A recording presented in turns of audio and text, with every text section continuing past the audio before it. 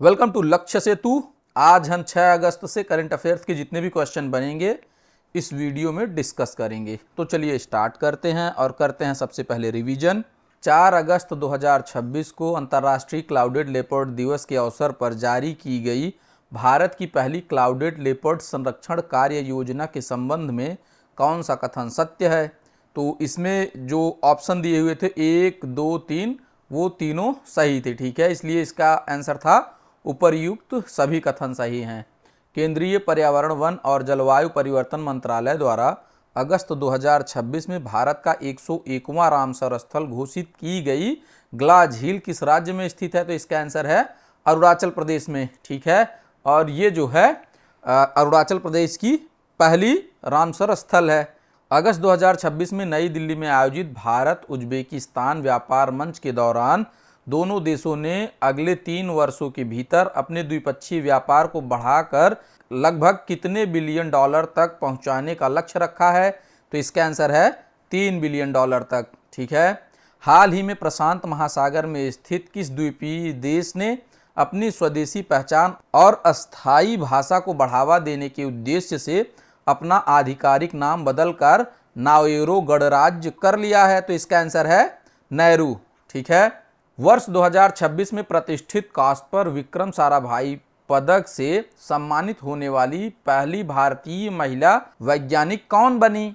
तो इसका आंसर है अन्नपूर्णी सुब्रमण्यम जी। ठीक है, हाल ही में भारतीय रिजर्व बैंक ने किसे अपना नया कार्यकारी निदेशक नियुक्त किया है? तो इसका आंसर है मोनिशा चक्रवर्ती जी को।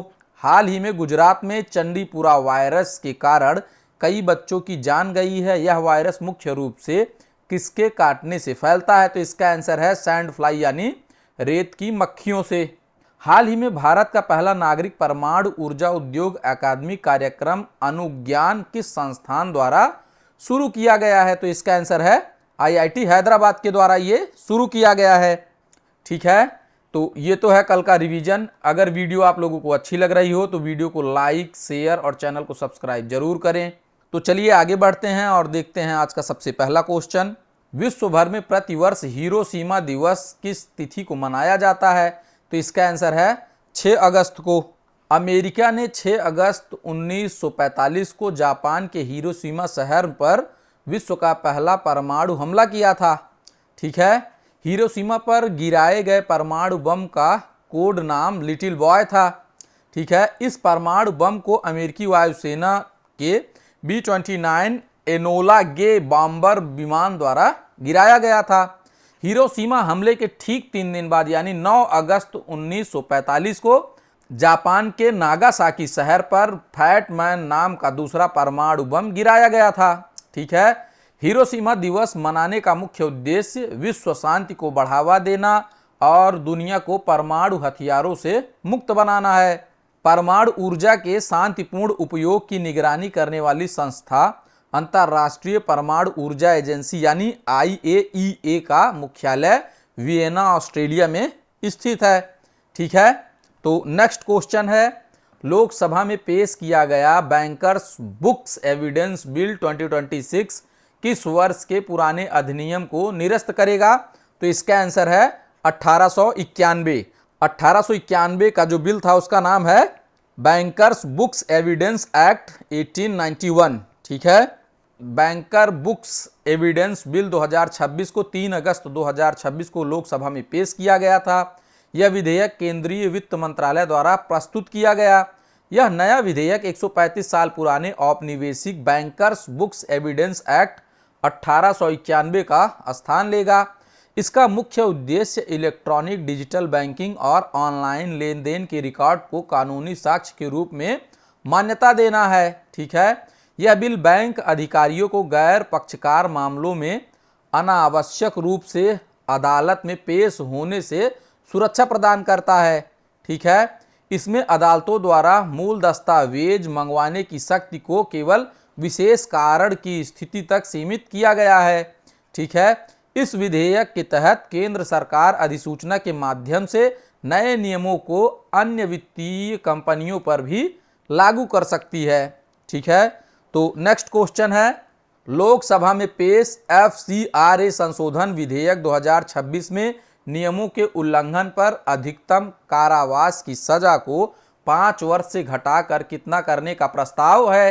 तो FCRA का मतलब क्या है, तो फॉरेन कंट्रीब्यूशन रेगुलेशन एक्ट, ठीक है, फॉरेन कंट्रीब्यूशन रेगुलेशन एक्ट 2026 है, ठीक है। तो इसमें जो सजा 5 साल से घटाकर 1 साल कर दी गई है। भारत में FCRA से जुड़े नियम और प्रशासनिक कार्य केंद्रीय गृह मंत्रालय के अंतर्गत आते हैं।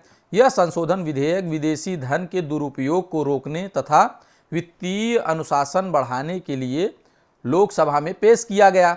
विधेयक में पंजीकरण रद्द या समाप्त होने पर विदेशी कंपनियों के नियंत्रण हेतु एक नामित प्राधिकरण बनाने का प्रावधान है।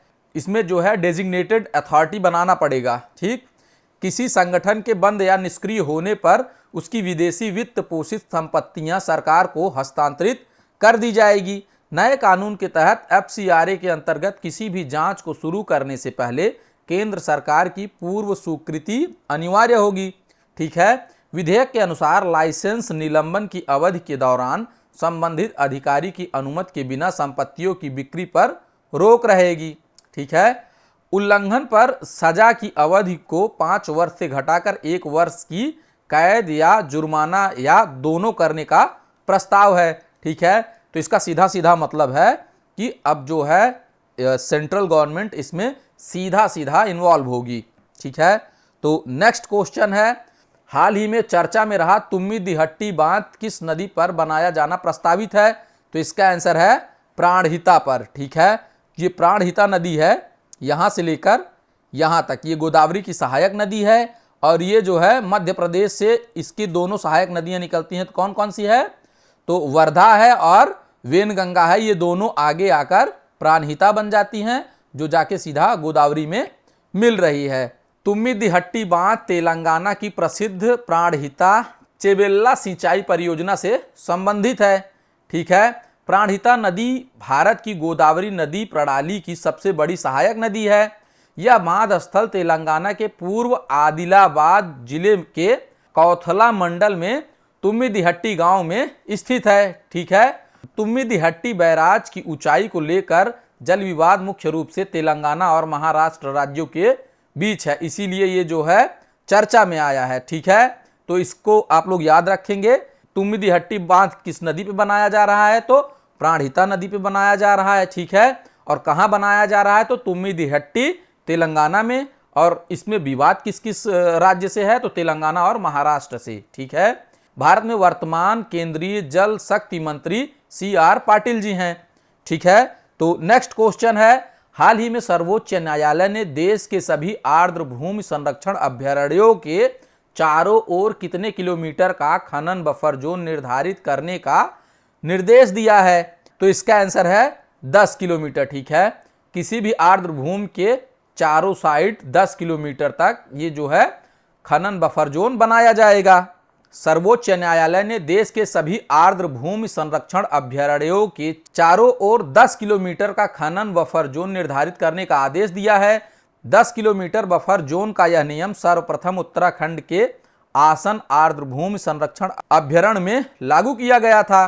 भारत में आर्द्र भूमियों की पहचान और संरक्षण का कार्य आर्द्र भूमि संरक्षण प्रबंधन नियम 2017 के तहत किया जाता है। अंतर्राष्ट्रीय महत्व की आर्द्र भूमियों के संरक्षण के लिए रामसर सम्मेलन वर्ष 1971 में अपनाया गया था।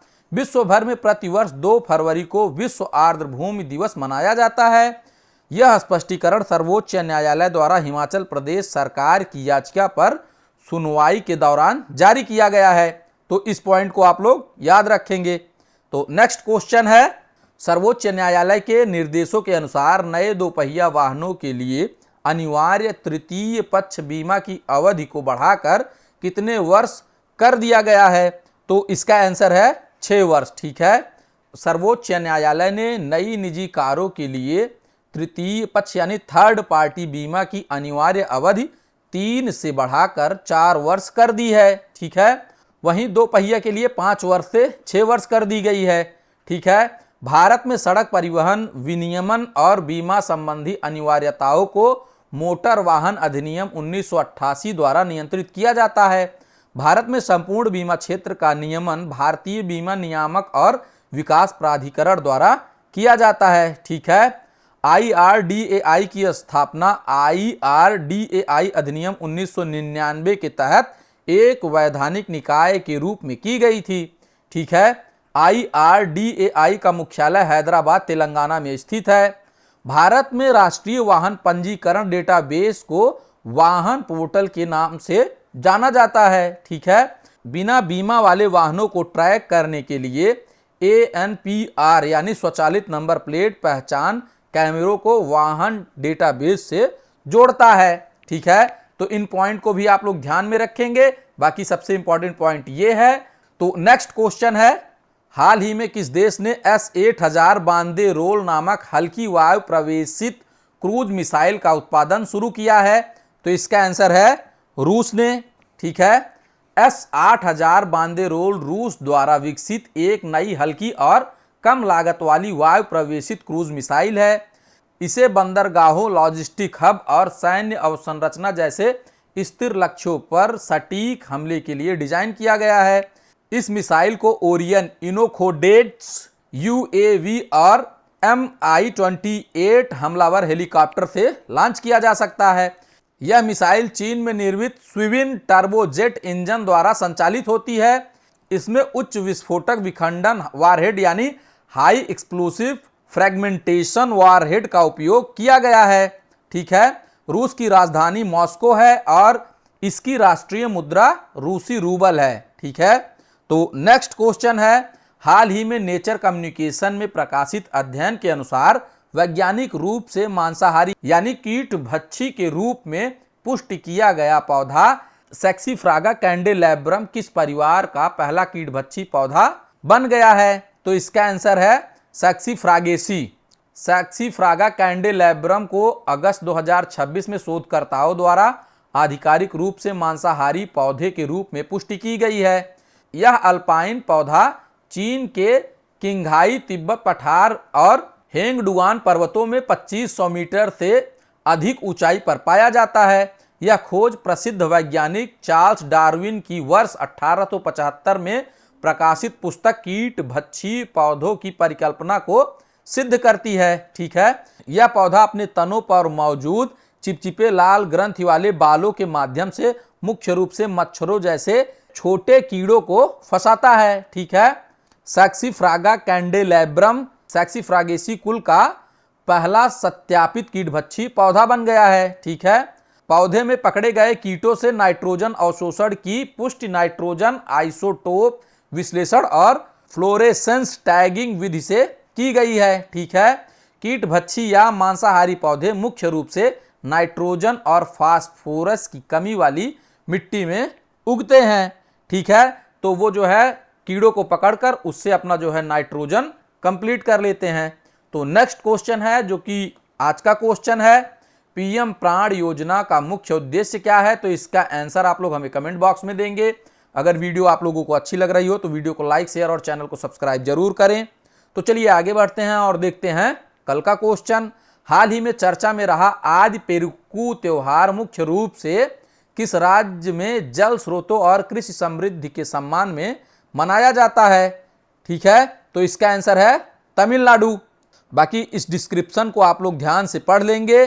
मिलते हैं नेक्स्ट एपिसोड में। Thanks for watching. Please subscribe.